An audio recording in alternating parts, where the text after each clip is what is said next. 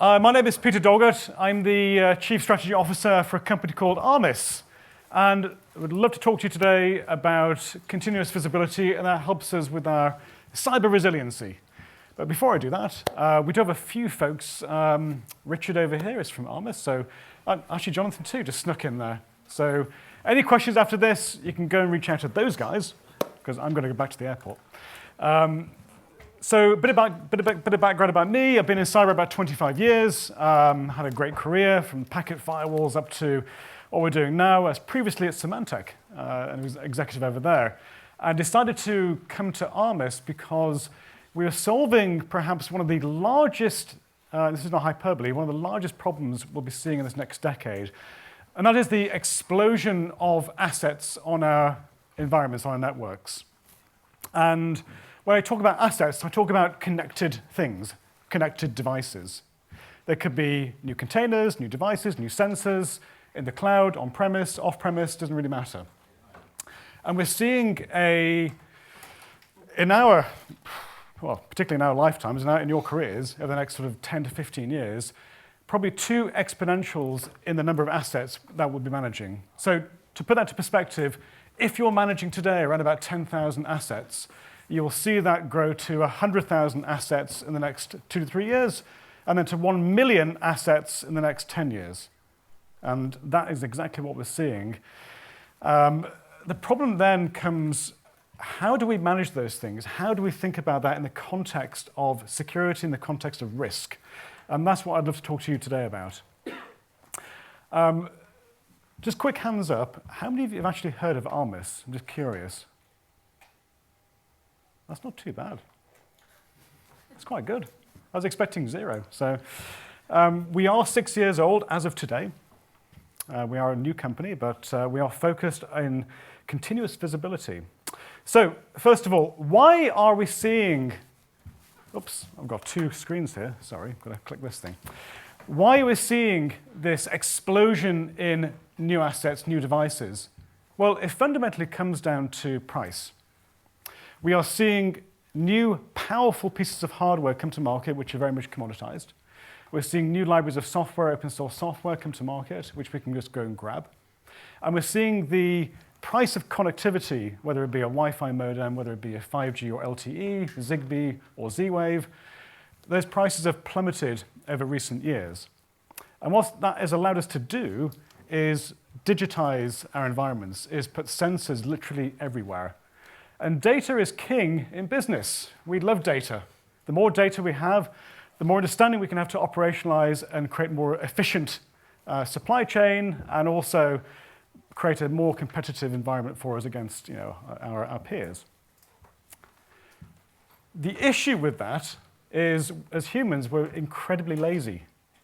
And we are creating these devices and these systems without thinking about security, without thinking about the risks. And we're expanding the attack surface literally on an exponential basis. So how do we manage that? That's the question we have to solve for. And as I say, I'm very passionate about this. This is, I think, one of the biggest issues we're going to see over the next decade, is how we manage this as CISOs and how we basically buy down risk. So when I was talking to many of our clients about this, one of the things that we saw in reality was they were basically buying off-the-shelf commodity hardware. I was talking to many of our manufacturing clients, and they were literally buying Xbox monitors and sensors and putting them in the manufacturing lines because they're cheap. Are they secure? That's a rhetorical question, by the way, but no. We've also seen a lot of advancements in the medical field as well, in healthcare. If you look at a typical modern-day operating room these days, it has several hundred connected devices, and your life is at risk.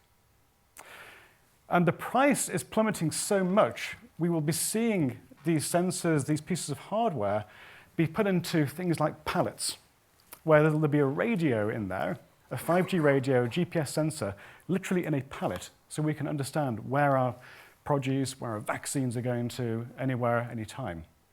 And it'll get to a certain point in about 5 to 7 years where we'll have printable assets or printable labels that will have a 5G radio in them.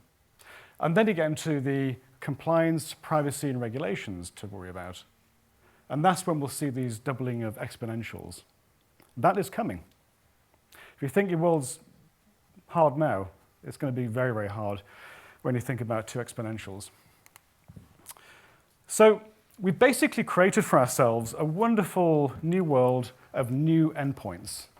And the issue with that is, that's great, but we've been focusing on the wrong things for a while. We've been focusing on these managed IT assets for many, many years. For as long as I've been in cyber, 20 years or so, we've been focusing on our laptops, our servers, we've been buying lots of incredible tools, but the ratio is changing. The ratio of managed IT assets to unmanaged, or these other assets, is changing. Even today, most of our clients see, and I'm interested to hear your views as well, see about a 60% ratio of non-managed to managed, and that's going to grow to 90 to 10% over time. So what this leads to is an amazing diversity of stuff on our networks. And typically when I ask CISOs, do you know what's on the network now, right now? And what do I hear? Actually, I'd like to ask you guys. Do you know what's on the network right now? And we are tracking roughly at Armis about 15 to 16 million different permutations of devices. They're different operating systems, different variety of hardware and software, different connectivity solutions across every possible angle. You cannot solve for this with traditional tool sets. You cannot put agents on these things. You cannot use traditional means. We literally have to rethink our tool sets, our people, and our skill sets and processes as we move forward into the next decade. And your job is probably the hardest job, and it's going to get a lot worse. So, sorry, but so what this leads to is, well, I'd like to talk to you about chaos, uncertainty. One of the fundamentals, and we've been saying this for so long, is you need visibility. You think by 2021, we would have solved visibility by now. And we haven't. It's actually getting worse. Any good security strategy is built on good visibility. It sounds really obvious, but we haven't spent our euros and pounds and dollars there. We've been spending it on protection mechanisms, and they're all great, but we have to go back to basics. We have to fix this. We have to fundamentally understand what's on our systems, what's entering our systems on a continuous basis to fundamentally understand and cut through this chaos. I am going to tell you guys about this. We're seeing this day in, day out now. It's why we're all in amazing positions. I think from your session this morning, Ryan, I think you mentioned, this is a good business to be in, and you'll be in it for a long time. And we won't solve for this, particularly in our lifetimes. But we can do things about it. We have to remove this. We have to remove the chaos. So I just want to point out a couple of really interesting quotes from our clients as we engage them and see if these resonate with you. The one I like, of course, is the top left one. Visibility across our enterprise is key to our security strategy. Really obvious stuff, but we don't do it. Really like this one here. We lack an accurate picture of what our assets, where our assets are, what they're doing. And to put it another way is, what exactly is that asset? An IP address is not good enough. You need business context. Where is that asset right now? What is it doing? Who owns that asset? How is that asset connected to a business system? If you don't know those things, you can't put together a plan to react when things go wrong. When things break, and they do break, either through surreptitious means or they just break, they're looking to you. They're looking to you to go, what happened? How do I go fix this? How do I go remediate this? If you don't know within minutes or hours, that gets a really bit uncomfortable. And many of our clients have that same problem until they use Armis. So the other one we hear a lot about is the CMDB, that good old chestnut. The CMDB hasn't really changed for a long, long time, this relational database. And it should hold all of our assets. Does it? No. Is it accurate? No. Is it real time? No. It's a big problem. And just imagine when we're now loading on another 10x, 100x new devices and assets to our systems. If we don't do this right, we literally cannot digitize our environments. We cannot modernize. And you as business partners heard that phrase this morning. It's very true. If you want to be a true business partner to the organization and say, I'm going to help you modernize the IT stack. You cannot do that if you don't understand what's going on. You guys should know this. I'm not going to go into too much detail, but I will point out a couple of things, though, with this. On the left there is basically how the adversaries are exploiting vulnerabilities. That time is coming down. It used to be about 55 days a few years ago. It's now almost in real time. Awesome. That makes their life really easy, not. The other issue is these other devices, typically they're not being patched. 80% are not being patched. Why? They can't be patched. How do you patch an MRI machine? You don't do that. Well, you shouldn't do that, I should say. A lot of these things can't be patched, so you've got to put controls around them. We also found, a couple of years ago, we did some research in Armis. We like to play around with things and look at vulnerabilities. We found 11 major vulnerabilities in a real-time operating system called VxWorks. And VxWorks, if you don't know, is used in about 2 billion devices around the planet in critical systems. OT systems, healthcare systems, firewalls. In 2 years, only 3% of their systems got patched. I don't know the math on that. It's like 1.9 billion devices out there and now are still vulnerable. These things don't get patched. Pretty horrific, actually. Okay, so I want to pivot slightly here. So the reason I'm here is, and I'm based in the States, by the way. I may sound British. I'm British, but I'm based in the States. I'm over for a week or so. And actually, by the way, you're on my first live presentation since the pandemic. So apologies if it's a bit rough, but I'm used to seeing a screen, so it's actually very nice to be in person again. So I wanted to give you a take. The reason I'm here is we are building out our EMEA organization very, very rapidly.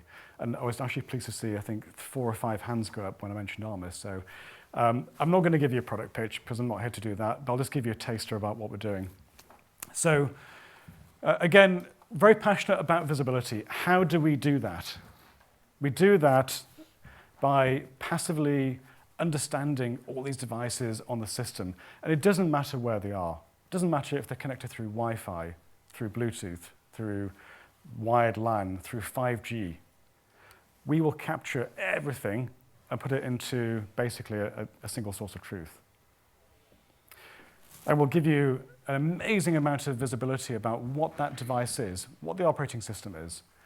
We will then take all that information and populate the CMDB. If you're using ServiceNow, it'll flow straight in. We will then overlay that with our intelligent insights.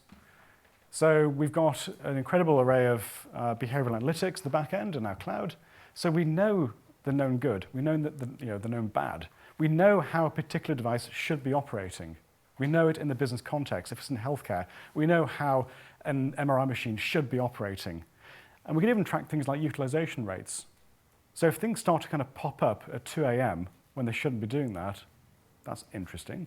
Or if your video audio conference facility starts to stream data to North Korea, that's kind of interesting too. We've actually seen that.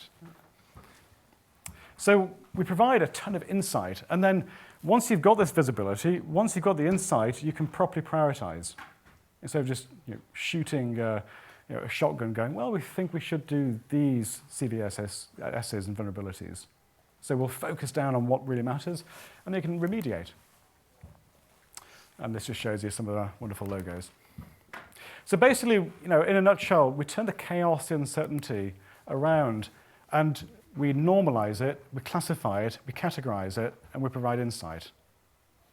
So it's analogous to, right now, you are standing as a CISO in a pitch black dark room, and you're feeling your way around going, I think I've got these assets, I'm not too sure.